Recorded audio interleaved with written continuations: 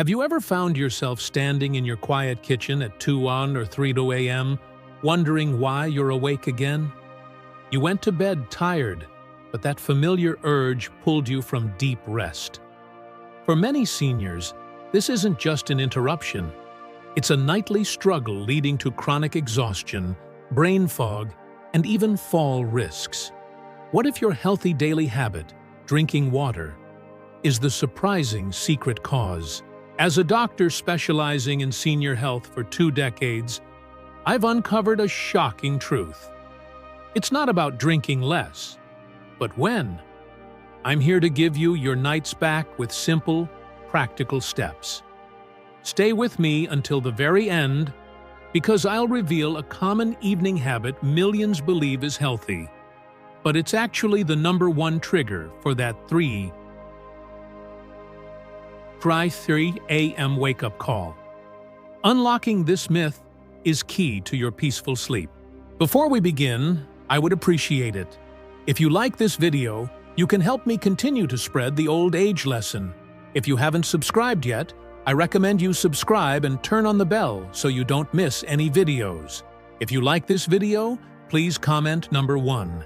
If you don't like it, comment number 0 fine, Sanity non 0 to let me know so I can make a better video for you. Now, let's get started. Mistake number 1. The big gulp before bed. This is the habit of drinking 1 or 2 large glasses of water after 7:30 p.m., perhaps with dinner or alongside your evening medications. On the surface, it seems utterly responsible, doesn't it? You're committed to staying well hydrated or diligently ensuring you take your prescribed pills. But what often goes unnoticed is that you're unwittingly setting your body up for a long night of arduous work, precisely when it should be powering down for deep restoration. As we journey through our 60s, 70s, and beyond, our bodies undergo subtle yet significant changes. One important shift happens with a crucial hormone called vasopressin. Think of vasopressin as your kidney's nighttime manager.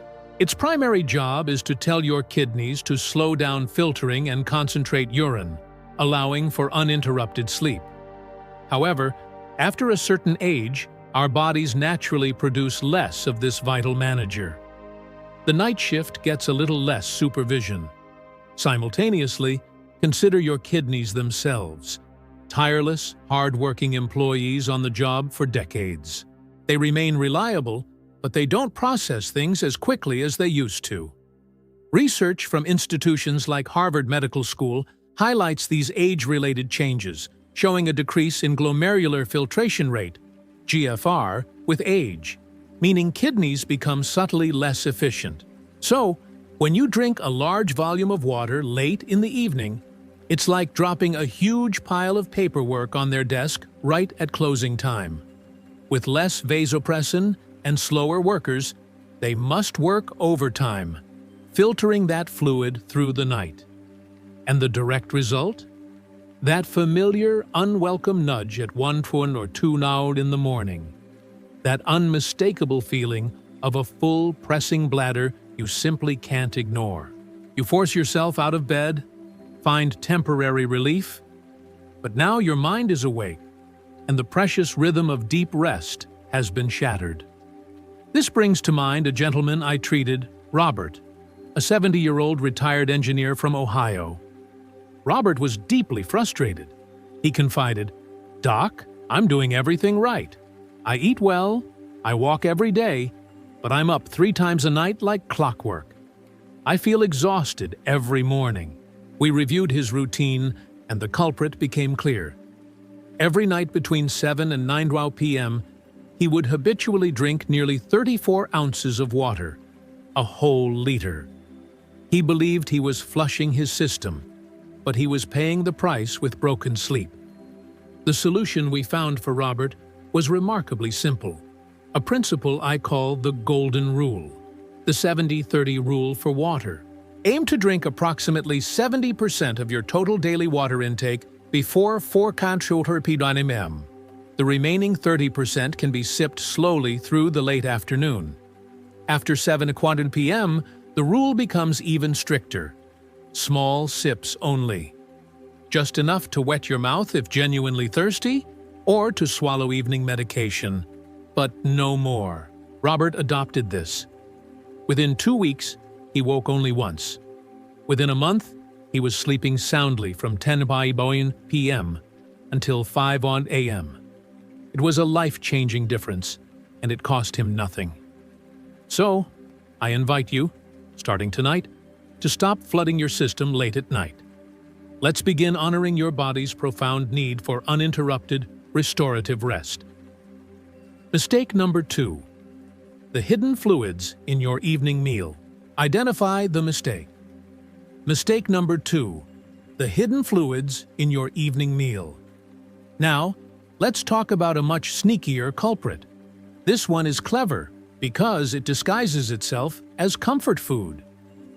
Relatable scenario perceived healthiness. I'm talking about the hidden fluids you consume in your evening meal or as a late-night snack.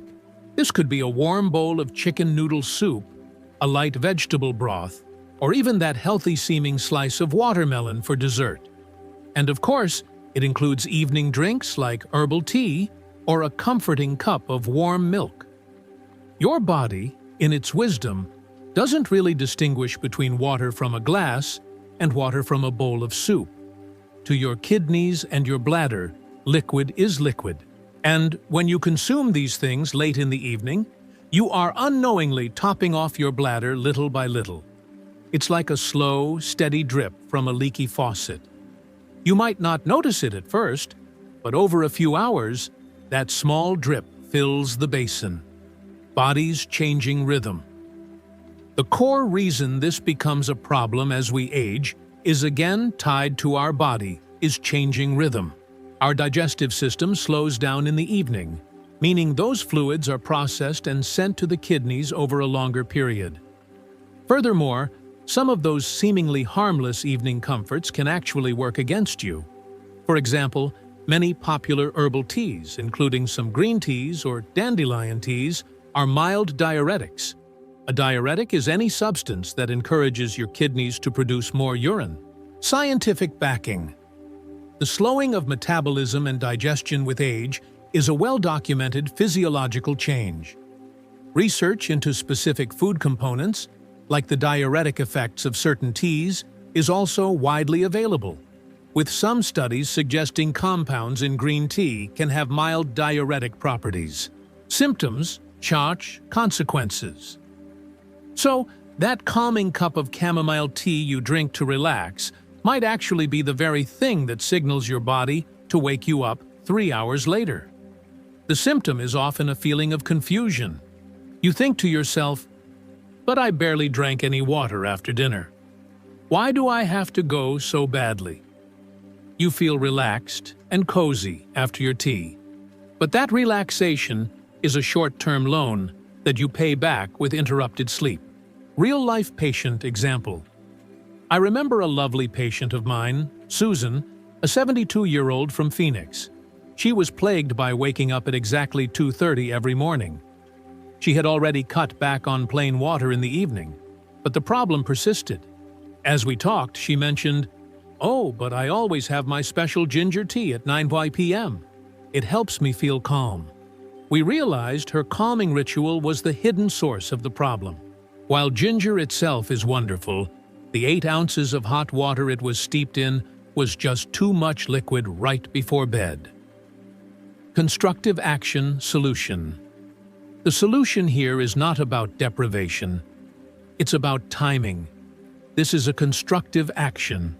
Continue to enjoy those comforting foods and drinks, but simply shift them earlier in the day. Have your soup or your large salad with watery vegetables like cucumber and tomatoes at lunchtime. Move your evening cup of tea to 6 or 6:30 p.m. This gives your body ample time to process the fluids well before you lie down to rest. For dinner, focus on gentler, less liquid-heavy foods like steamed vegetables, baked fish, or grilled chicken.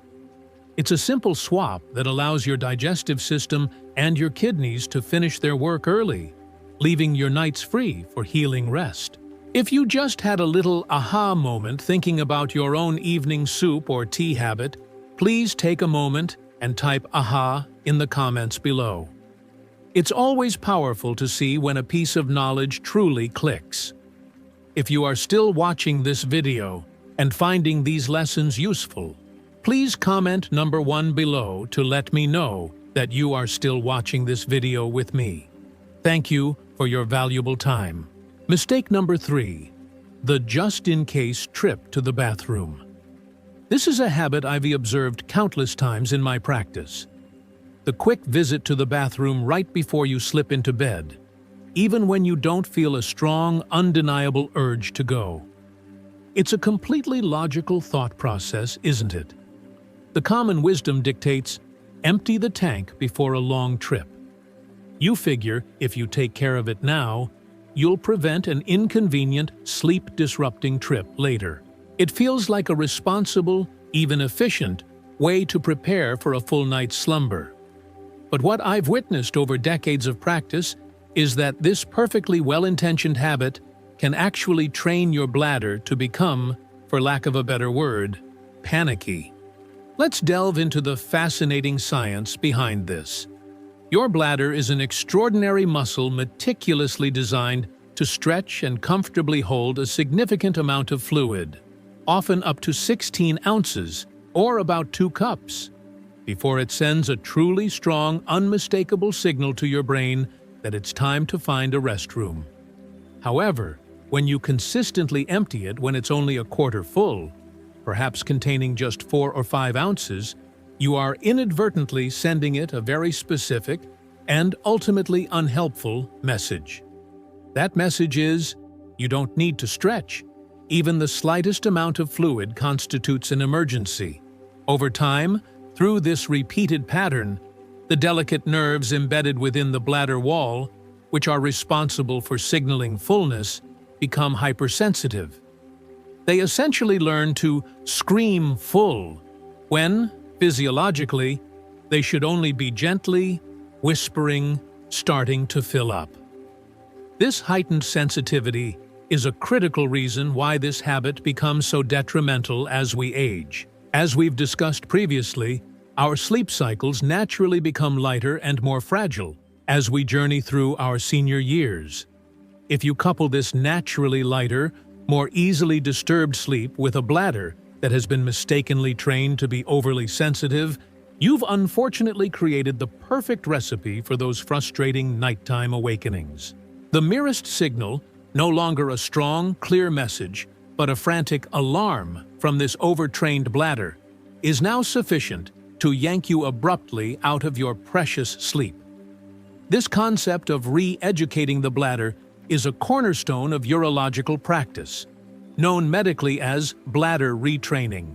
Studies from reputable institutions, including those cited by the National Institute of Diabetes and Digestive and Kidney Diseases, NIDDK, consistently underscore the effectiveness of this approach. They demonstrate that teaching patients to consciously resist the very first urgent urge, known as scheduled voiding, significantly improves bladder capacity and reduces frequency and urgency.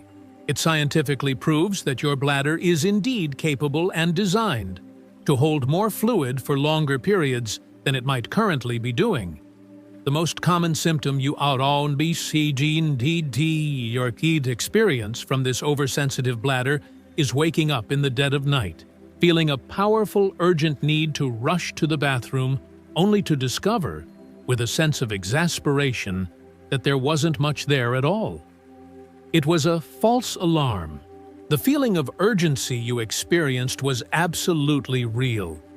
Your hypersensitive nerves were doing their job of signaling, but the actual volume of urine was minimal. It is a deeply frustrating experience that can lead you to believe that your body is somehow broken, that something is fundamentally wrong, when, in fact, your body has simply learned a bad habit that, with the best of intentions, you accidentally taught it. The good news is that this is a fully corrective action, and it requires a little bit of faith and trust in your own amazing body. The solution, quite simply, is to stop doing this tonight before bed. Unless you feel a genuine, undeniable cannot-wait urge to go, try consciously skipping that final just-in-case trip. Trust that your body intrinsically knows what it's doing and will send a clear, appropriate signal when it genuinely needs to empty. Furthermore, if you do find yourself waking in the middle of the night with an urge, pause for just a moment. Don't immediately jump out of bed and race to the bathroom. Instead, take a deep, calming breath. Ask yourself, honestly, how strong is this urge, really? Is it a 10 out of 10, an absolute emergency? Or is it more of a 3 out of 10, a gentle whisper? If it's not an overwhelming, urgent sensation, try to relax your body. Take a few more slow, deep breaths, focusing on the out-breath, and observe if that feeling begins to subside. You will be genuinely amazed at how often that initial feeling of urgency simply fades away, allowing you to gently drift back into sleep. Remember, your body is not broken. You simply need to gently and patiently untrain that alarm system you inadvertently put on high alert. Mistake number 4. The salty and icy evening combo. Let's talk about salty foods at dinner, paired with, of all things, ice-cold water. Many of our most beloved comfort foods and convenient evening meals are unfortunately loaded with sodium. Think about it. A warm bowl of canned soup, a quick frozen dinner, cured meats, pickles, or even just that generous sprinkle of extra salt you add to your home-cooked meal. These are common parts of the American diet, often enjoyed without a second thought. But these choices can significantly impact your body's delicate internal balance. The science behind this is remarkably direct. Salt, or sodium, acts like a magnet for water within your body. When you consume a significant amount of sodium, especially later in the day, your body's carefully regulated salt-to-water ratio gets thrown out of balance. To restore this vital equilibrium, your brain triggers a powerful, almost irresistible thirst mechanism. Suddenly, you feel an intense need to drink water. And what do most of us instinctively reach for after a salty meal? Often, it's a large, refreshing glass of ice water. This intense thirst, unfortunately, leads directly to the problem we discussed in our first lesson, consuming far more fluid in the evening than your body can efficiently process, thus overloading your kidneys at night. Now, let's introduce the second part of this disruptive team: ice-cold water. While chilled water can feel incredibly satisfying, for an aging body, very cold liquids can actually be a subtle shock to the system. Your internal organs function most optimally around your core body temperature of 98.6 degrees. When you introduce a liquid around 35 degrees from a glass filled with ice, it can cause a momentary constriction in the delicate lining of your bladder. This physiological response can irritate the nerves in the bladder, making an already sensitive bladder even more twitchy and prone to sending urgent premature signals. The fundamental reason this combination is especially troublesome for older adults is that our ability to efficiently regulate sodium becomes less robust with age. Our kidneys are simply not as quick to excrete excess salt as they once were. This means the powerful thirst signal triggered by salty food can be stronger and last longer. Combine this with the increased bladder sensitivity already common, and this salty and icy combo creates a perfect storm for nocturnal urination. The American Heart Association consistently highlights the impact of high sodium intake on kidney health, underscoring its importance as we age. The classic symptom of this tandem attack is that persistent feeling of being parched after dinner, leading you to drink glass after glass of water, followed by a constant need to urinate for the remainder of the evening. I recall a patient, Richard, a vibrant 68-year-old from Florida. Richard swore he was eating healthy every night. Yet, he consistently woke up 2 or 3 times. His healthy salad was loaded with salty feta cheese, olives, and a high-sodium dressing. He then washed it all down with a huge glass of ice water. This combination was the precise trigger for his restless nights. The solution for Richard was remarkably simple. We didn't take away his salad, we shifted it to lunchtime. For dinner, he switched to gentler, less sodium-laden options like steamed vegetables and grilled chicken, focusing on flavorful herbs, spices, lemon juice, or garlic for seasoning instead of relying heavily on salt. The call to action here is twofold. First, the corrective action. Start reading labels and become mindful of the salt in your evening meals. Challenge yourself to reduce reliance on salt for flavor by embracing herbs, spices, lemon juice, or garlic. Second, the constructive action. If you do drink water in the evening, make it room temperature or slightly warm.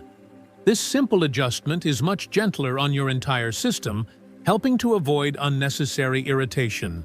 It's about being smarter with your seasoning to protect the sanctity of your sleep. If you are still watching this video and finding these lessons useful, please comment number 2 below to let me know that you are still watching this video with me. Thank you for your valuable time. Mistake number 5. The forgotten fluid in your legs. This particular phenomenon centers around the quiet, almost invisible accumulation of fluid in your lower legs and ankles throughout the day. For many of us, especially as we mature, our routines often involve extended periods of sitting, whether it's in a beloved armchair reading a book, at a desk, driving, or even standing in one place. This is where gravity begins to play an unexpected role in your sleep quality. Here's what happens inside your remarkable body. As we gracefully age, our circulatory system, while still efficient, isn't quite as robust. The veins in our legs have tiny valves whose crucial job is to push blood back towards your heart, working diligently against gravity. Over decades, these valves can become a bit weaker, less efficient. So, when you spend significant time with your feet down, gravity wins. Fluid from your bloodstream can slowly seep out into the soft tissues of your lower legs. Medically, this is peripheral edema. While some notice visible swelling, for many, it's subtle, a hidden fluid accumulation. Your legs might just feel heavier, or your socks might leave deeper indents. Now, here's where the problem truly begins. The moment you lie down in bed. Suddenly, gravity is no longer pulling that fluid downward. All that forgotten fluid from your legs is now free to re-enter your bloodstream, traveling back to your heart, which then pumps it to your kidneys to be filtered. Your kidneys, seeing this sudden influx, do precisely what they're programmed to do. They dutifully turn it into urine. In essence, during the first few hours of your precious sleep, your kidneys are primarily busy processing and eliminating fluid you accumulated in your legs 8 to 12 hours earlier.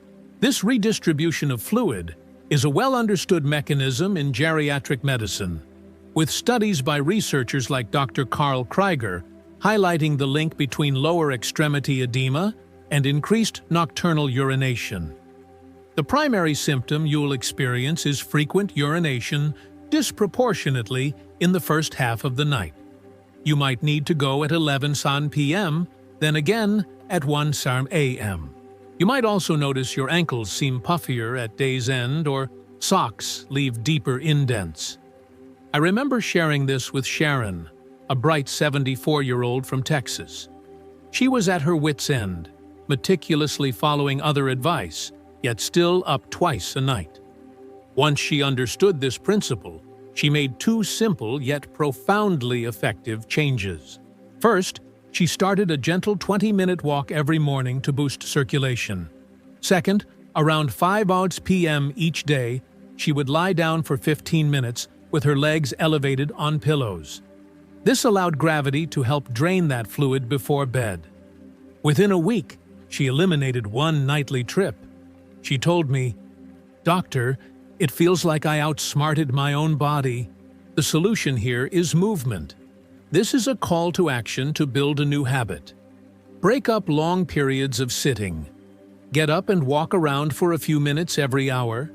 Try simple leg exercises while seated, like pointing and flexing your feet or rotating your ankles. And seriously consider making that 15-minute leg elevation session a part of your pre-dinner routine. You're not drinking less, you're simply helping your body process fluids at a more convenient time, leaving your nights for deep, restorative, uninterrupted rest. If you had never considered this connection, please type "surprised" in the comments below. It's a fascinating piece of the puzzle, isn't it?